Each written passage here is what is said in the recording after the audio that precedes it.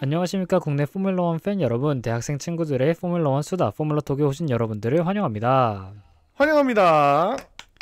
네. 이제 정말 아직도 시험기간이고 사실 미국 그랑프리 끝난 지가 얼마 안 됐는데 사실 실제로 저희가 네. 어제 이제 리뷰를 녹음을 해놓고서 네. 바로 이번 주에 또 멕시코 그랑프리가 있다 보니까 이렇게 프리뷰를 녹음하러 지금 거의 하루 만에 봤죠, 다시. 그렇죠. 이 시험 기간에 가혹하지 않을 수 없습니다.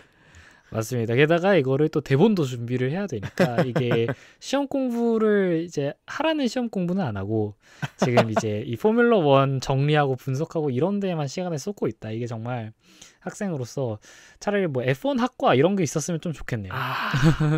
그러면 바로 복수 전공하죠, 저는. 있을 리가 없죠, 근데. 그거 배워서 뭐해?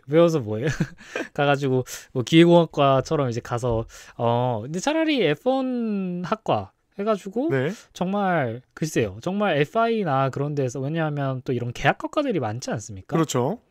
산학협력 이런 식으로 해가지고, 뭐, 이렇게 이제 졸업하자마자 바로 연구원으로 취직을 한다던가, 이렇게 좀 조건이 달려있는 학과들이 저희 학교들에도 조금 있는데, 네. 그런 것처럼 약간 FIA에서도 있나요? 혹시 있을 수도 있습니다. 그러니까 한국 대학교랑은 아니더라도 그러게요. 유럽 정말, 정도면은 있을 수 있을 것 같은데. 그러니까 굳이 FIA가 아니더라도 페라리라던가 아니면 메르세데스 같은 데에서 네. 정말 높은 레벨의 공대들과 이렇게 협력을 해가지고 네. 이런 자동차 엔지니어들과 연구원들을 좀 수급받을 수도 있겠다는 생각을 합니다. 이것도 다음에 한번 시간이 되면 한번 찾아보도록 하겠습니다. 네, 알겠습니다. 제가 한번 찾아보겠습니다. 하지만 뭐 실제로 일단 드라이버가 되기 위해서는 실제로는 사실 제도권 교육에서 많이 멀어지는 경우가 많죠. 그러니까 안토넬리 선수도 이번에 정말 F1 그 영화 시사회에 못 갔던 게 고등학교 졸업 시험을 치기 위해서였는데, 그렇죠. 그 전에도 나왔던 게 안토넬리 선수 자체는 학교에 대한 열망이 그렇게 없었는데 이제 첫 번째로는 일단 친구들이 좋았고 두 번째로는 어머니랑 이 포뮬러 1 드라이버의 길을 가기로 이제 이야기를 했었을 때 그때 네. 약속했던 거 하나가 고등학교까지는 졸업할 것 을 약속을 했었다고 해요. 대학교는 아니어도. 그래가지고 뭐 드라이버들 중에서는 일단 대졸이 제가 알기로는 없는 것 같고요. 네. 일단 카를로스 사인츠 선수가 저번에 이제 대학교에서 법학을 전공을 하다가 네. 이제 중간에 중퇴를 하고 이제는 이제 드라이버를 하고 있다. 그러니까 사인츠 선수도 어쨌든 고졸인 거고, 뭐 많은 선수들이 이제 사실상 학교를 거의 다니지 않고 이제 드라이빙만 했다. 뭐 약간 이런 느낌이긴 합니다. 제가 방금 말씀 나누면서 금방 찾아보니까 영국 뭐 옥스포드나 영국의 크랜필드 대학 이런 곳에 모터스포트 엔지니어링 학과가 있네요. 근데 아마 그런 것들은 글쎄요. 과연 그곳이 정말 그런 모터스포츠 팀들과 협력을 맺어가지고 좀 있는 계약학과인가 싶진 않고. 그런 뭔가 특정 회사랑 뭔가 연결이 돼 있는 건 아니지만. 그죠. 이쪽에서 그냥 좀 채용을 많이 하려고 한다고 합니다. 그죠. 그냥 기계공학과와 다르게 뭔가 이 모터스포츠 상황에 특화된 뭔가 조금 더 하이엔드 엔진, 하이엔드 그렇죠. 부품들을 그런 것들을 좀 이제 설계하려고 이제 공부하는 대학교일 것 같고. 어쨌든 자, 그렇다고 합니다. 네, 그렇습니다. 자, 이번에 저희가 살펴볼 그랑프리는 바로 멕시코 그랑프리입니다. 네. 그래서 이 멕시코 그랑프리가 열리는 서킷부터 한번 이야기를 해봐야 될 것 같은데, 네. 이 그랑프리가 열리는 아우토드로모 에르바노스 로드리게스 서킷입니다. 네.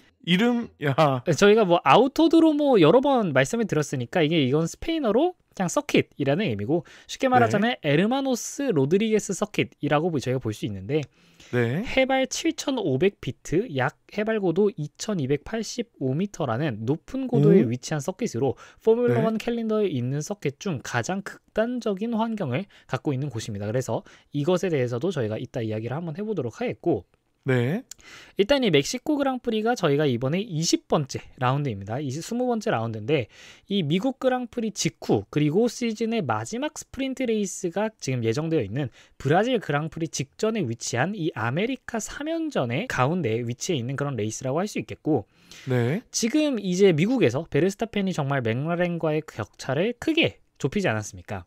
그렇죠. 다음 그랑프리인 브라질 그랑프리의 스프린트까지 합쳐서 최대 33점이 걸려있기 때문에 이곳에서 만약에 모멘텀을 갖는다면 정말 이 챔피언십 경쟁에 굉장한 그 터닝 포인트가 될 수 있는 그런 곳이라고 할 수 있겠고, 반대로 맥라렌이 이곳에서 자신들의 우위를 회복을 한다면 이 스프린트라는 변수가 추가되어 있는 레이스에 앞서서 다시 한번 격차를 벌리면서 좀 한숨 돌릴 수 있는 그런 계기가 될 수 있는 레이스라고 할 수 있겠습니다. 지금 사실 전 세계 F1 팬들이 딱 거기에 집중하고 있는 느낌이에요. 그죠. 사실상 이것밖에 안 본다라고 할 수 있겠죠. 사실 그것도 뭐 누가 1등이 될 것이냐가 아니라 결국 베르스타펜이 할 것이냐. 그리고 사실 이게 작년까지만 하더라도 이게 그러니까 베르스타펜이 너무 많이 한다. 그러니까 오히려 지금 맥라렌한테 가지는 저의 약간 이런 적개심이 항상 이 베르스타펜 선수한테 가 있었고, 이게 특히나 이제 항상 이 정점을 찍었던 게 2020년, 2019년 이럴 때, 그러니까 진짜 레이스 20번을 하면, 그러니까 레드불이 20번 이기는 것도 아니고 그냥 20번을 베르스타펜이 이기는 거의 그 정도의 퍼포먼스를 찍었을 그 시절이거든요. 네, 그렇죠. 그러니까 사실 이제 포뮬러 1을 좀 2, 3년 그때부터 봤던 이제 저로서는 굉장히 좀 아이러니하죠. 그러니까 이제는 이 베르스타펜 선수한테 모두가 약간 우승을 하라고 약간 빌어주고 있어. 그러니까 원래는 언제는 그지? 일전에 약간 맥라렌처럼 완전 독재자. 그지? 언제는 베르스타펜 선수가 맨날 이기니까 재미없다고 할 때는 언제고, 이제 와서는 제발 베르스타펜 이겨줘 이러고 있으니까 굉장히 아이러니하다. 그러니까 정말 시대가 돌고 돈다라는 생각이 들고, 사실 저도 그래서 그러니까 오히려 이제 다시 보니 낭만이었다. 다시 보니 정말 베르스타펜이 대단한 거였다. 뭐 약간 이런 느낌이긴 합니다. 저도 지금 이제 베르스타펜 선수의 우승을 바라고 있는 그런 입장인데. 자, 1962년에 개장한 이곳 에르마노스 로드리게스 서킷은 4.3km로 총 71랩을 주행하게 되는 비교적 짧은 서킷입니다. 그리고 실제로 트랙 레코드는 2019년 막스 베르스타펜 선수가 갖고 있는 1분 14초 758 이렇게 기록이 되어 있습니다. 이미 경력이 좀 있어요. 잘 뛴다는. 맞습니다. 뭐 베르스타펜 선수가 근데 뭐 이곳이 아니더라도 뭐 트랙 레코드를 가지고 있는 트랙이 워낙에 많습니다. 그렇죠. 자, 그렇죠. 이 서킷 이름 자체가 굉장히 좀 길고 특이하다라고 볼 수 있는데 스페인어를 해석을 하자면 로드리게스 형제 자동차 경주장이라는 뜻입니다. 그래서 로드리게스 형제 바로 누구냐? 멕시코 출신의 유명한 드라이버이자 레이스 도중 사망한 리카르도 로드리게스와 그리고 그의 동생인 페드로 로드리게스 형제를 기리기 위해서 붙여진 서킷 이름이라고 할 수 있습니다. 혹시 페드로 로드리게스 선수도 뭔가 불의에 좀 사고가 있었을까요? 페드로 로드리게스 선수도 같이 드라이버였어요. 같이 드라이버였는데 근데 이 리카르도 로드리게스 선수가 사망하기 한 거의 10년 전에 이미 테스트 주행 중 이 선수도 이제 차를 몰다가 사망하고 말았습니다. 아이고. 아쉽습니다. 그래서 두 선수 다 굉장히 이제 차량과 관련한 약간 그런 불운이 껴있다라고 할 수 있겠고, 자, 실제로 이 서킷은 1962년 막달레나 믹스카 국립공원 내에 지어졌고 1963년부터 바로 F1 멕시코 그랑프리를 개최를 하기 시작을 했습니다. 자, 그러다가 1970년까지 포뮬러 1 그랑프리를 개최를 하다가 중단이 되었었는데 근데 이 중단이 된 이유가 바로 뭐였냐? 이 1970년 멕시코 그랑프리가 정말 난장판이었기 때문입니다. 1970년이요?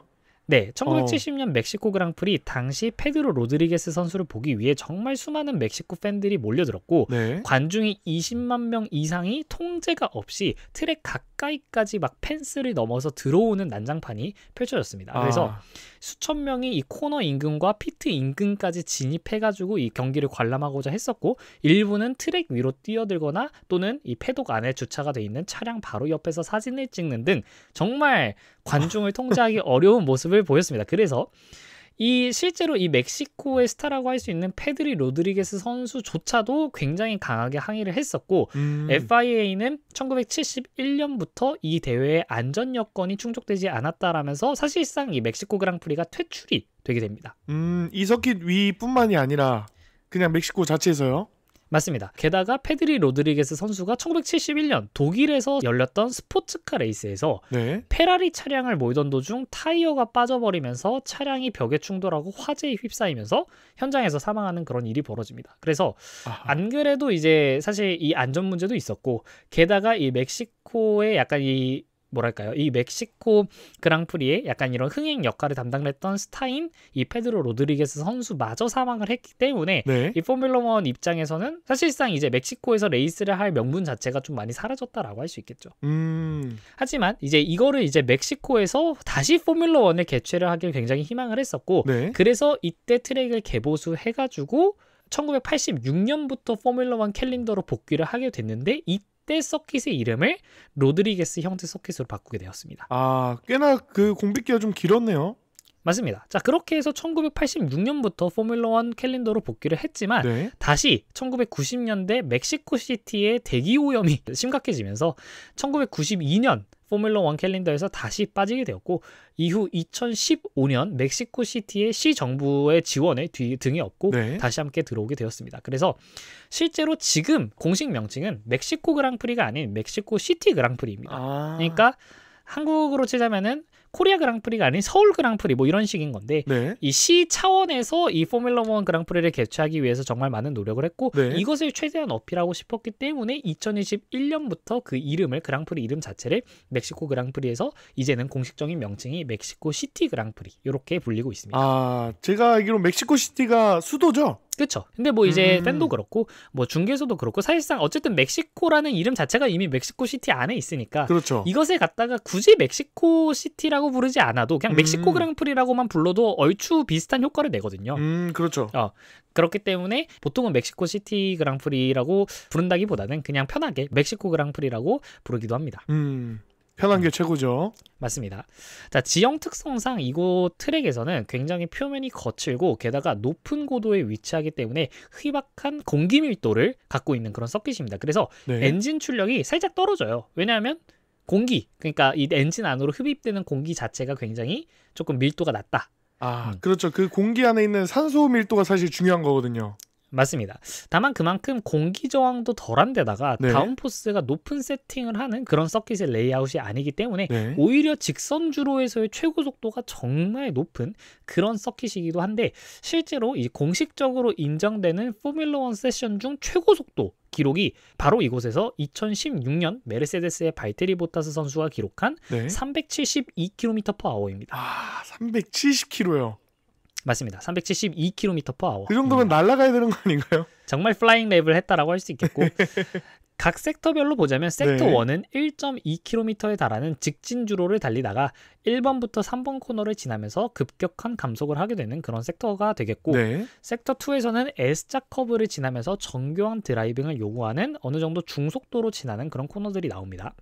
네. 마지막인 섹터 3가 굉장히 사실 이 서킷의 심장부라고 할 수 있는데 굉장히 큰 관중석들이 위치한 좁은 코너 구간들로 이루어져 있습니다. 근데 바로 이곳이 과거에 야구 경기장이었던 곳을 지금은 서킷으로 사용하는 그런 곳이에요. 야구 경기장이요? 네, 맞습니다. 과거에 야구 경기장이었던 곳으로 이제 서킷이 진입을 하게 되는데 그 야구 경기장의 이 스탠드, 관중석 스탠드를 그대로 살려서 쓰다 보니까 정말 멕시코 그랑프리를 실제로 보면은 네. 앞에서는 완전히 무슨 그냥 이 뻥 뚫린 곳에서 레이싱을 하다가 이 섹터 3로 들어오면은 갑자기 그 어떤 시가지 서킷보다도 사람이 정말 그냥 진짜 이 드라이버의 시야에 사람들밖에 안 보이는 거의 관중석으로 도배가 된 그런 섹터로 이제 진입을 하게 된다라고 할 수 있겠고 네. 트랙의 풍경이 바뀌는 그런 곳이라고 할 수 있겠습니다. 정말 이 그랑프리의 심장부이자 F1에서 어쩌면 관중의 목소리가 가장 큰 섹터라고도 할 수 있을 것 같아요. 왜냐하면 그러니까 일단 이 첫 번째로 일단 이 스탠드들끼리 마주보고 있는 데다가 네. 게다가 이 스탠드 사이를 지나는 트랙 자체도 굉장히 갑자기 엄청 좁아집니다.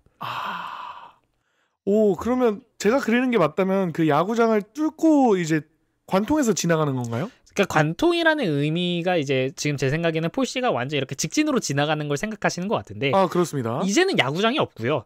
당연하게도 이제는 천장이 다 뚫려 있고 이제는 야구장이 아예 없고 네. 과거의 야구장이었던 부지에 이제 그곳으로 서킷을 연장을 해가지고 그 안에서 이제 구불구불하게 달리게 되는 건데 네. 근데 그러면서 그 야구장의 스탠드 중 살릴 수 있는 것들을 그대로 사용하고 있기 때문에 이제 이런 모습이 나온다라고 할 수 있겠습니다.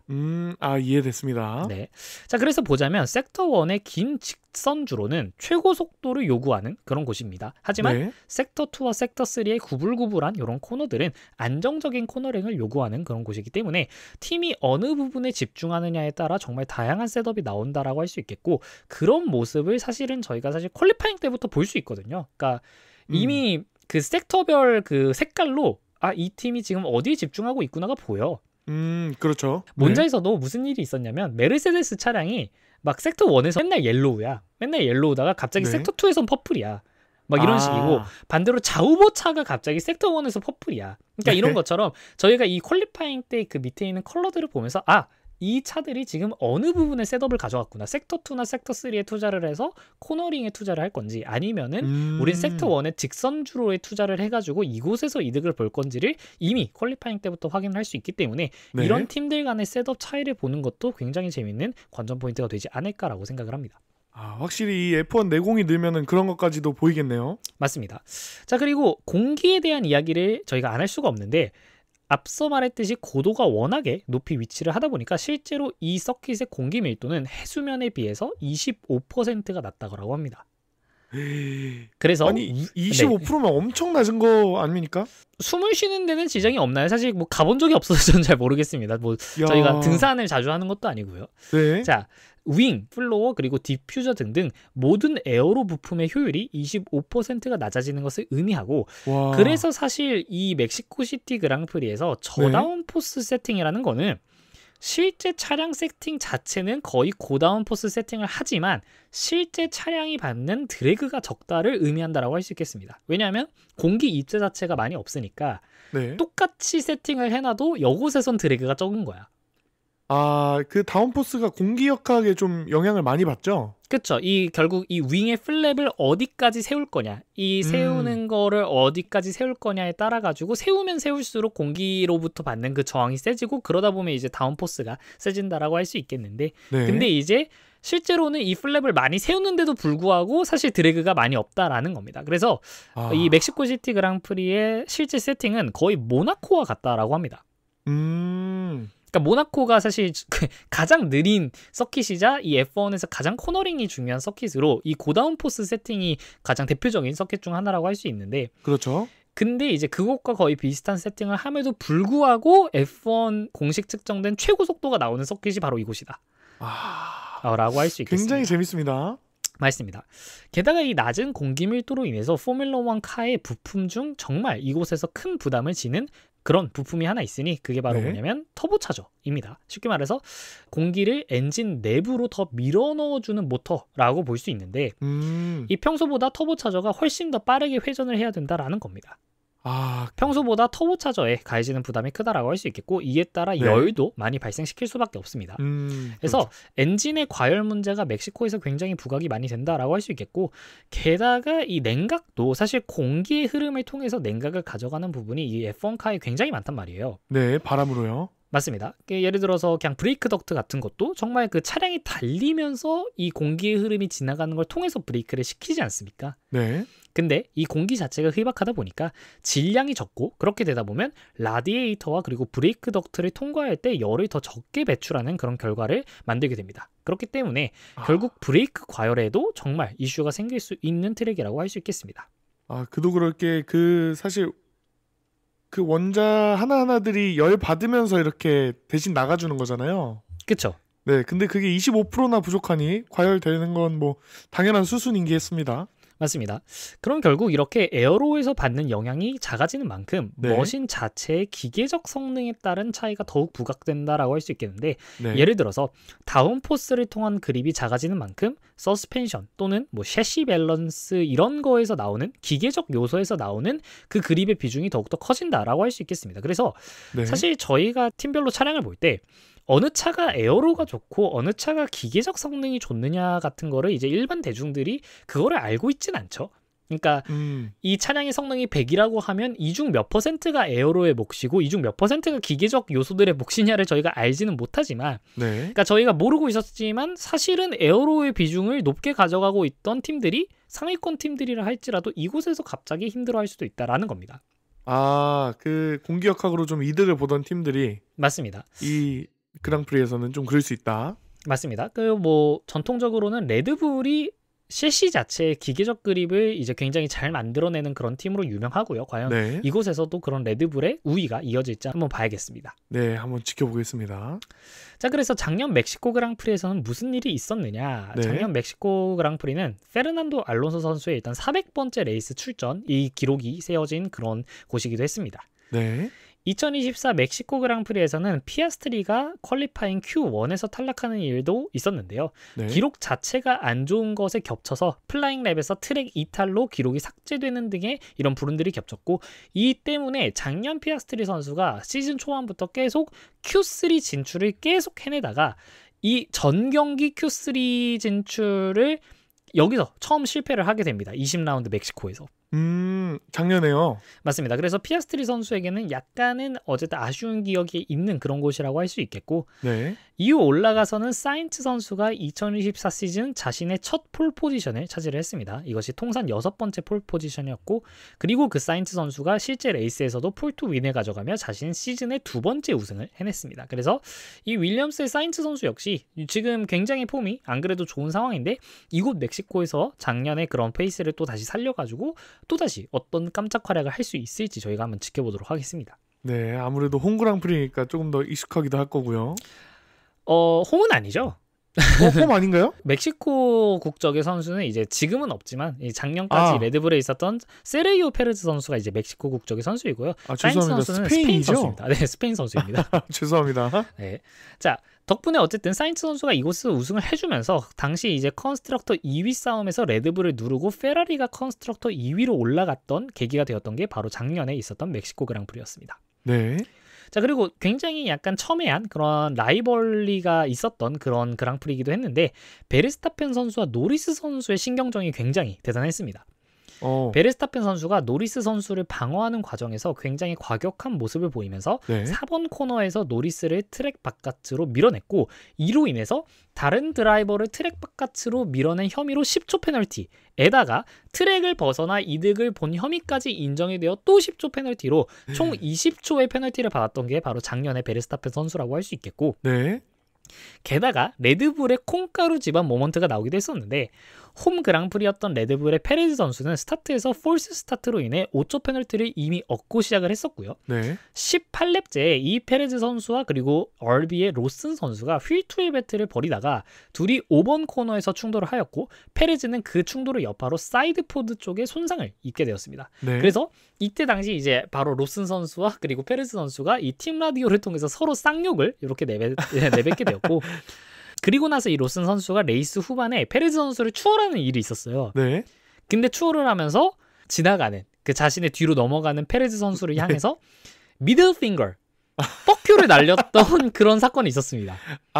뭔가 구두로 욕을 하는 게 아니라 왜냐하면 드라이버들끼리는 이게 통신을 할 수 없지 않습니까? 그렇죠. 그러니까 이 로슨 선수가 그 상황에서 페레즈 선수를 넘어가면서 이 페레즈 선수의 차를 향해서 뻑큐를 날리는 그런 모습이 나오기도 했었다. 그래서 정말 그런 콩가루 집안 모먼트가 나오기도 했었고, 실제로 이 충돌의 이제 여파라고 할 수 있었던 게, 이 페레즈 선수는 자신의 홈 그랑프리였음에도 불구하고 페널티까지 겹쳐서 리타이어한 선수들을 제외한 최하위 순위인 17위로 레이스를 마감하게 되었습니다. 아이고, 아쉽습니다.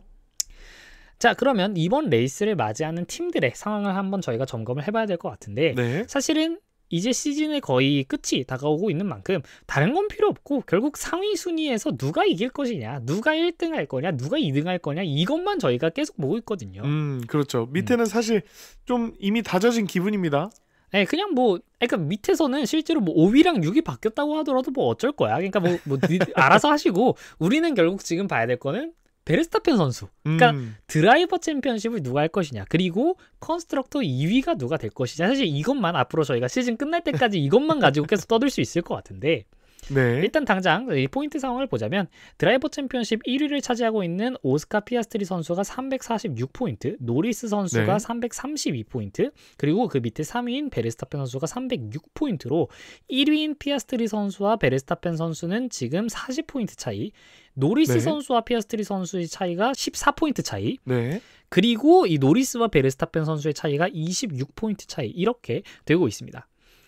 그래서 딱히 일단 이 멕시코 서킷 자체가 굳이 뭐 맥라렌한테 유리한 서킷은 아니긴 합니다. 하지만 네. 그렇다고 해도 어쨌든 시즌 내내 맥라렌이 보여준 그 모습이 있는 만큼 어느 정도의 퍼포먼스를 하진 않을까라고 생각을 하고, 그럼에도 불구하고 과연 베르스타펜 선수를 막을 수 있을까? 하는 생각이 듭니다. 실제로 하는 그런 생각이 듭니다. 실제로 이 베르스타펜 선수는 이 트랙에서 항상 좋은 모습을 보여줬고, 이 아우토드로모 에르노마스 로드리게스 이 서킷의 최다 우승 기록을 보유를 하고 있습니다. 이곳에서만 총 5번 우승을 했었거든요. 네. 그래서 작년에는 20초 페널티로 인해서 그렇게 좋은 결과를 맞이를 하진 못했습니다만 애초에 이 트랙에서 굉장히 강하다라고 볼 수 있겠고, 네. 이제 오히려 노리스 입장에서도 이 피아스트리와의 격차가 거의 가시권 안에 들어온 만큼 더더욱이나 이제 뭔가 경쟁을 했었을 때 물러날 수 없는 위치가 되었다라고 할 수 있습니다. 그래서 서로 이렇게 포인트를 깎아먹는 와중에 정말 그 사이를 어떻게 베르스타펜 선수가 진입을 해가지고 네. 이 격차를 다시 한번 줄인다면은 정말 아까도 저희가 오프닝 때 말씀을 드렸듯이 다음 레이스에서는 스프린트가 예정이 되어 있다 보니까 정말 거기에 걸려있는 포인트가 더 많단 말이죠. 그렇죠. 이곳에서 어떻게 모멘텀을 가져가느냐에 따라 어쩌면 이 상파울로, 이 브라질 그랑프리에서 크게 순위 변화가 있을 수도 있겠다라는 생각이 듭니다. 야, 근데 사실 느낌이 지금 베르스타펜 선수의 행보와 이전 전적을 보면은 네. 꽤나 이제는 뭔가 먼 이야기가 아닙니다. 맞습니다. 자, 그리고 나서 2위 싸움, 이 컨스트럭터 2위 싸움도 저희가 한번 이렇게 집중을 해서 봐야 될 것 같은데, 현재 지금 컨스트럭터 2위를 여전히 유지하고 있는 메르세데스가 341포인트, 3위인 페라리가 334포인트, 그리고 4위인 레드불이 331포인트로 이 세 팀이 지금 컨스트럭터 2위라는 이 시즌 말미에 정말 높은 순위를 위해서 경쟁을 하고 있음에도 불구하고 단 10포인트 이내에 모두 들어와 있다라고 할 수 있겠습니다. 지금 각자 후덜후덜 할 거예요. 맞습니다. 그래서 굉장히 후달리는 그런 상황이라고 할 수 있겠고, 네. 그럼에도 불구하고 사실상 굉장히 볼 게 많죠. 그러니까 지금 레드불 같은 경우는 베르스타펜 선수가 굉장히 그 페이스가 좋기 때문에 사실 20점의 간격이라고 한다면 굳이 츠노다 선수가 없어도 베르스타펜 선수가 정말 잘해주기만 한다면 베르스타펜 선수 단독으로 팀 순위를 끌어올릴 수 있는 그런 상황이라고 할 수 있겠고, 메르세데스 같은 경우에는 싱가포르라는 굉장히 더운 트랙에서 좋은 결과를 가져오면서 어쩌면 차량의 과유 문제가 해결되었다, 이제 완전 메르세데스 차량도 괜찮은 거 아니냐라고 했지만 직전에 있었던 미국 그랑프리에서는 굉장히 안타까운 결과를 낳게 되었습니다. 뭐 사실 결국에는 안토넬리 선수가 그 사인츠 선수에게 사고를 당하는 바람에 그런 것도 있긴 했습니다만 러셀 선수의 페이스 자체도 뭐 그렇게 막 직전에 싱가포르에서 막 트랙 레코드를 2번 연속으로 갈아치우던 그런 모습은 확실히 아니었거든요. 그렇죠. 그러던 거에 비해서 갑자기 또 페라리가 저번 미국 그랑프리 주말 가운데 정말 큰 그 분위기 반전을 만들어냈죠. 그 프랙티스하고 스프린트 퀄리파잉까지는 정말 죽을 쓰다가 갑자기 스프린트 레이스에 와서는 조금 운적인 요소가 겹치면서 좋은 결과를 만들어내더니 퀄리파잉에 가서는 그러니까 퀄리파잉부터 갑자기 막 르클레르 선수가 3위 스타트, 해밀턴 선수가 5그리드 스타트. 그러니까 이게 주말에 지나면서 이게 하루도 아니야. 그러니까 몇 시간 만에 이 차량의 성향을 개선해버린 듯한 그런 모습을 보여주면서 그러니까 굉장히 이런 극단적인 환경이 펼쳐지는 이곳, 이 로드리게스 서킷에서 과연 이 세 팀들이 어떤 모습을 좀 가져올 수 있을까, 이렇게 좀 주목이 된다라고 할 수 있겠고, 결국 이제 베르스타펜 선수가 어느 정도 상수로서 못해도 2등은 할 거라는 이 생각이 들거든요. 요즘에 이 상승세로 보자면 사실 우승을 한다고 해도 별로 놀라지도 않을 것 같아. 그렇죠. 이 지금 추세를 보면 그렇죠. 그렇죠. 그러면은 결국 이 페라리의 직전의 모습이 과연 어떻게 유지가 될 것인가, 그리고 이 메르세데스의 느낌이라고 한다면은 결국 안토넬리 선수가 다시 어디까지 올라와 줄 수 있을 것인가. 왜냐하면 이제 맥라렌도 이제 전력으로 덤빌 테고요. 그렇죠. 베르스타펜 선수는 폼이 너무 올라왔고, 이런 상황이라고 한다면 러셀 선수도 이제는 막 포디움에 들어가는 것이 확실시되지 않는 그런 상황이란 말이에요. 그러면 결국 안토넬리 선수가 어디까지 포인트 기여를 해주느냐가 이 메르세데스의 2위 수성에 굉장히 큰 역할을 해줄 수 있다라고 저는 생각이 들고, 이곳에서 되게 재밌는 게 이 미국 그랑프리가 끝난 다음에 해밀턴 선수가 했던 인터뷰 중 하나가 드디어 페라리 차량을 전부 파악했다. 그러니까 이제 와서 19번의 레이스를 통하는 그런 과정을 통해서 이제 나는 이 페라리 차를 완전히 정복했다라는 느낌이 든다라는 인터뷰를 했습니다. 그러니까 이 해밀턴 선수의 퍼포먼스, 과연 페라리 차량에 적응한 해밀턴은 과연 어떤 모습일지 이런 모습이 있겠고, 근데 사실 해밀턴 선수는 이번 시즌 내내 이 조금이라도 좋은 결과가 있을 때마다 맨날 그 얘기를 했어요. 이제 알겠다. 이제 알겠다. 이번엔 진짜다. 이젠 진짜 알겠다. 계속 이야기를 했기 때문에 네. 과연 이 2위 싸움을 위한 그런 팀들의 경쟁이 어떻게 펼쳐질지도 한번 봐야겠습니다. 네, 한번 지켜보겠습니다. 자, 그래서 저희가 꼽은 이번 멕시코시티 그랑프리의 뷰포인트 첫 번째는 당연히 베르스타펜 선수입니다. 네. 뭐 당연히 그죠? 사실 굳이 이유를 설명할 게 있을까요? 과연 그렇습니다. 이곳에서도 우승을 할 수 있을지에 대한 그런 모습을 볼 수 있겠고 네.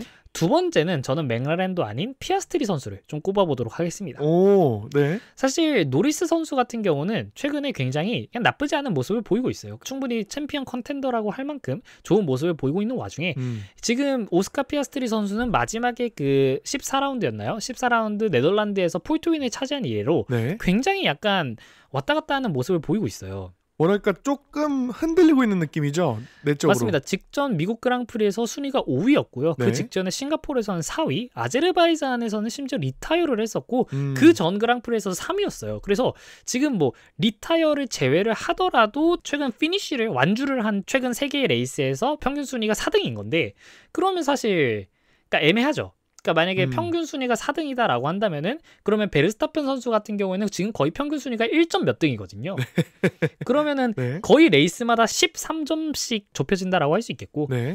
그렇게 되면은 남은 5개의 레이스에서 레이스마다 13점씩 땡겨지면 끝나거든요. 레이스가. 그럼 거의 그냥 네. 실제로 베르스타펜 선수가 이깁니다. 그렇죠. 지금 40점 차이니까요, 둘이. 맞습니다. 그래서 이제 결국 피아스트리 선수가 지금 굉장히 기복 있는 모습, 그 네덜란드에서 우승 이후 굉장히 좀 폼이 낮아진 모습을 보이고 있는데 네. 이곳에서 만약에 좀 집중을 해가지고 폼을 올릴 수만 있다라고 한다면은 그러면은 사실 이곳이 끝난 뒤에 브라질까지 그 모멘텀을 이어가서 스프린트와 그리고 실제 레이스 거기까지 이어진다라고 한다면 그러면 사실 베르스타펜 선수 입장에서는 굉장히 챔피언십에 대한 가능성이 떨어지게 되는 거죠. 결국 베르스타펜 선수는 이번 그랑프리와 그리고 다음 그랑프리가 거의 제일 중요합니다. 결국 이 다음 그랑프리에서 스프린트가 걸려있는 만큼 가장 많은 포인트가 걸려있는 그런 곳이란 말이에요. 네. 게다가 사실 이번 멕시코시티 서킷은 자신이 가장 자신 있는 서킷 중 하나라고 할 수 있고요. 그러니까 이 두 곳을 만약에 베르스타펜 선수가 만약에 잘 이겨낸다라고 한다면은 네. 브라질 그랑프리까지 끝났을 때 베르스타펜 선수가 아직 3위에 머물러 있더라도 확실히 거의 그냥 시즌 마지막까지 갔을 때 베르스타펜 선수의 우승의 확률이 굉장히 높아진다라고 할 수 있겠고 네. 반대로 피아스트리 선수 또는 노리스 선수가 이번 그랑프리와 다음 그랑프리를 잘 막아낸다면 시즌 막바지에 가서는 아무리 베르스타펜 선수가 압도적인 모습을 보인다라고 하더라도 결과적으로는 맥라렌이 컨스트럭터 챔피언십에 더불어 드라이버 챔피언십까지 그 누구든 간에 가져가지 않을까라는 생각이 드는 게 바로 이곳에 있습니다. 그렇습니다. 앞으로 남은 두 그랑프리가 좀 중요하겠네요. 맞습니다. 그리고 이제 이 베르스타펜 선수의 팀메이트인 저희가 유키 츠노다 선수도 굉장히 주목을 해서 봐야겠는데 네. 왜냐하면 헬무트 마르코가 드디어 얘기를 했습니다. 유키의 운명은 멕시코 그랑프리 이후에 결정을 할 것이다. 좀 더 밀어보겠다. 네, 직접 언급을 했기 때문에 좀 더 믿어보겠다가 아니라 그러니까 애초에 10월 말에 결정을 할 거라고 얘기를 했었고 이제는 네. 그 시점을 정확하게 준 거죠. 우리가 멕시코 그랑프리까지 보고 내년 드라이버 라인업을 확정을 하겠다라고 와. 얘기를 한 만큼 진짜 그러니까 항상 이것도 항상 얘기를 드렸지만 그렇죠. 진짜 마지막이야. 진짜 유키한테는 이번이 마지막이고 이번에 못하면 그냥 내년에 포뮬러 1 시트가 없을 수도 있습니다. 아이고 안녕. 자 그리고 너무 이제 빅4 이 상위 팀들만 얘기를 하면 재미가 없으니까 네. 하위권의 선수들을 뽑아보자면 저는 헐켄베르크 선수와 그리고 베어만 선수를 꼽을 수 있을 것 같은데 네. 베어만 선수는 싱가포르부터 지금 현재 2레이스 연속으로 Q3 진출을 하고 있는 데다가 직전에 있었던 미국 그랑프리에서 자신의 최고 성적인 8그리드 시작을 이렇게 또 했었기 때문에 네. 이것을 과연 또 이곳에서 이어나갈 수 있을지 않나 생각을 하고 게다가 헐켄베르크 선수 역시 직전에 스프린트에서는 4그리드에서 출발을 하기도 했었고요. 물론 파파요 룰과 관련해서 그런 사고를 내면서 결국 순위가 많이 낮아지긴 했습니다만 게다가 실제 퀄리파잉에서도 지금 싱가포르하고 미국 연달아서 2레이스 연속 11그리드 스타트입니다. 그렇기 때문에 네. 이 하위권에서는 이 두 상승세를 탄 이 두 선수들이 어디까지 올라올 수 있는지 그 모멘텀을 계속 활용할 수 있을지를 지켜보는 그런 재미가 있겠습니다. 네, 더해서 깨알로 이 밑부분을 잠시 좀 들여다보자면 네. 지금 잘하고 있는 8명을 제외하면 9등부터 12등까지 힐켄베르크, 하자 선수, 사인츠, 알론소까지 지금 포인트가 5점 안에 다 분포돼 있어요.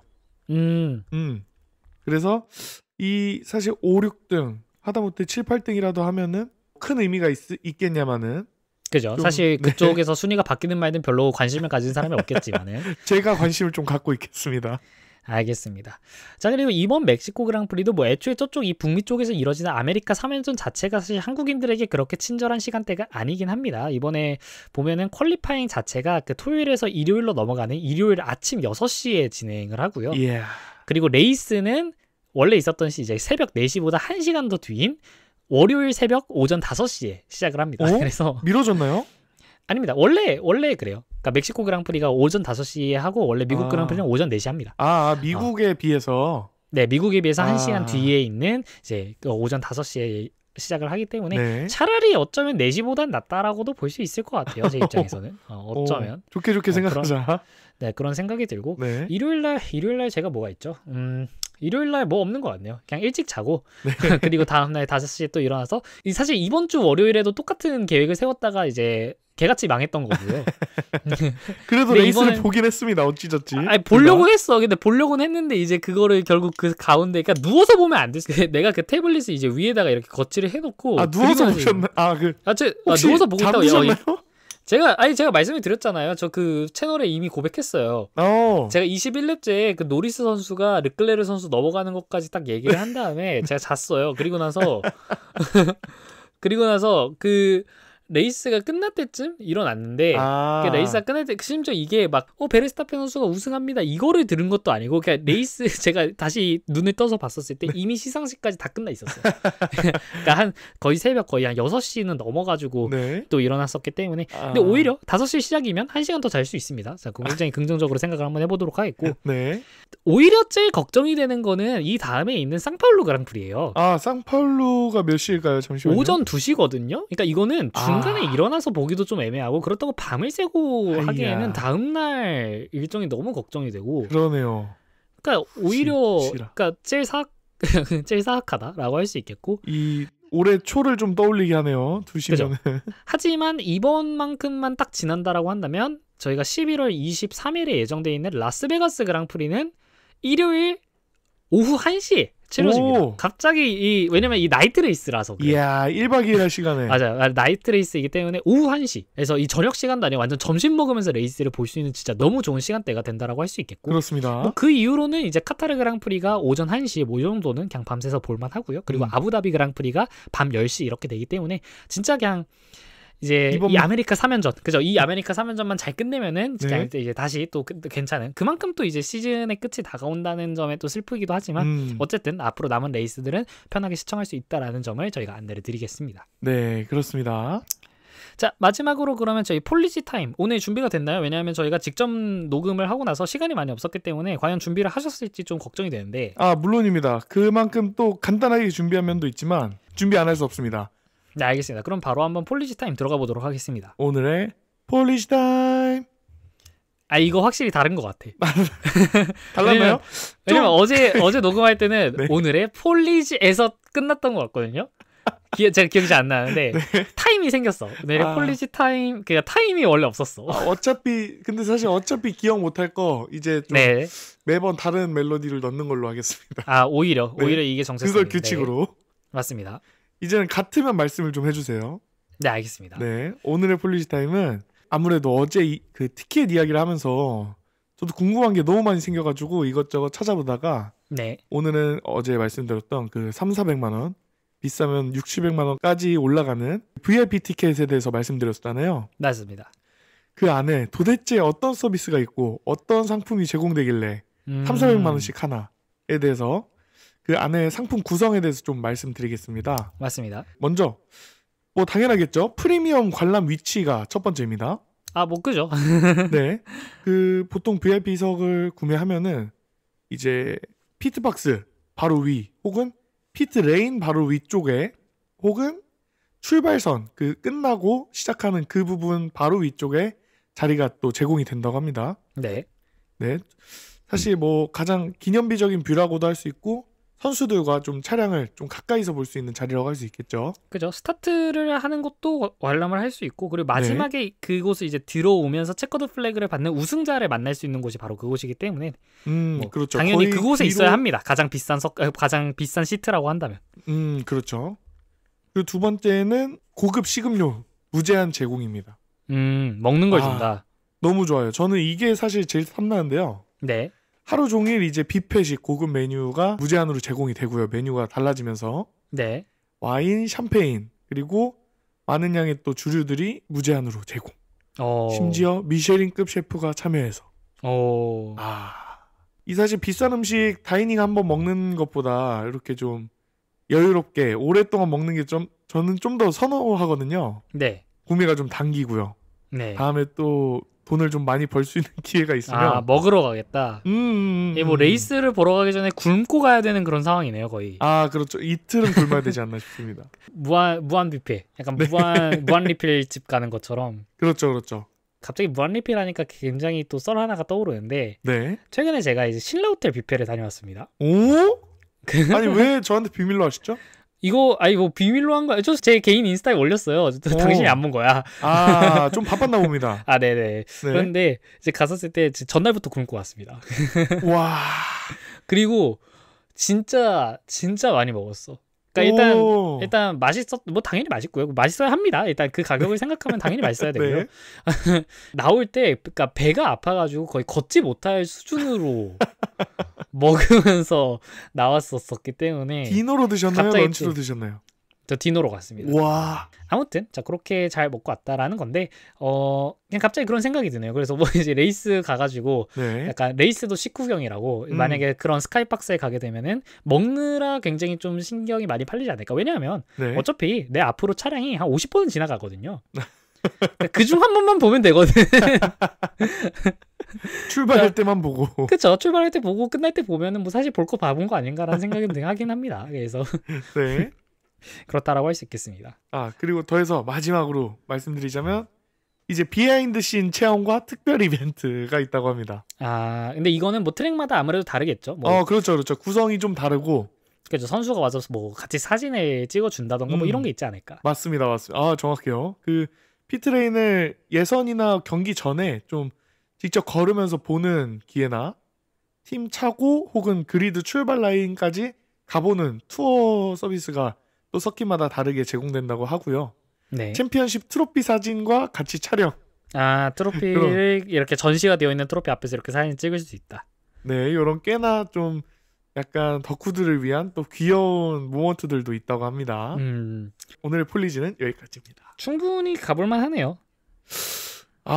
이 음식 그리고 서비스까지 생각하면은 3,400이면은 그렇다고 그 음식 먹자고 뭘 3,400은 왜냐면 숙소랑 이제 차량 이동 이런 것도 제공이 된다고 하니까. 숙소까지? 네. 숙소를 준다 그러면은 그냥 사실상 그러면 진짜 말 그대로 3,400 한번 지출을 하면 그냥 그 여행 자체가 끝나는 거네요. 거의 그냥 항공편 정도를 제외를 하면은. 그게 이제 서킷이랑 어디서 개최하냐가 다르긴 한데. 서킷 자체에서 이제 어떻게 제공을 해주느냐. 맞습니다. 이게 저번에도 말씀드렸지만 일종의 또 상업의 느낌이기 때문에. 그렇죠. 각각 운영 정책에 따라 상품들이 제공된다고 합니다. 뭐 밥 먹자고 가는 건 아닐 테고 그냥 결국 레이스를 보는 건데. 근데 진짜 그렇죠. 사진 좀 찍고. 그렇죠. 그 사진 찍자고 300만 원을 내기에는 참 그 정도면 거의 포토그래퍼가 붙여줘야 되는 그런 급이 아닌가 싶은데. 같이 데려가야죠. 맞습니다. 네. 그 돈 쓸 수 있으면 포토그래퍼 한 명 같이 데려가는 정도는 아무것도 아닌 사람들이 갈 것 같긴 합니다. 그렇죠. 아니면 뭐 저희 같은 사람들은 이제 정말 일생에 한 번 정말 완전 영끌해가지고 갖고 있는 주식 다 팔아가지고 할아버지가 될 때까지 이제 그 이야기만 하는 거죠. 그치. 한 번 갔다 오면 이제 그거 이후로 이제 한 번도 이제 다시는 갈 생각 없지. 알겠습니다. 네, 그렇습니다. 네, 그러면은 저희 오늘 이번 멕시코 그랑프리를 앞둔 프리뷰는 여기서 마무리하도록 하겠고, 저희는 그러면 멕시코 그랑프리가 끝난 뒤 리뷰로 이제 찾아오도록 하겠고, 이거 멕시코 그랑프리 볼 때쯤이면은 이제 시험이 끝나 있습니다. 그래서 폴씨도 어쨌든 남은 시험 잘 보시기 바랍니다. 네, 알겠습니다. 준 씨도 파이팅 하시기 바랍니다. 네, 다음에 뵙겠습니다. 수고하셨습니다.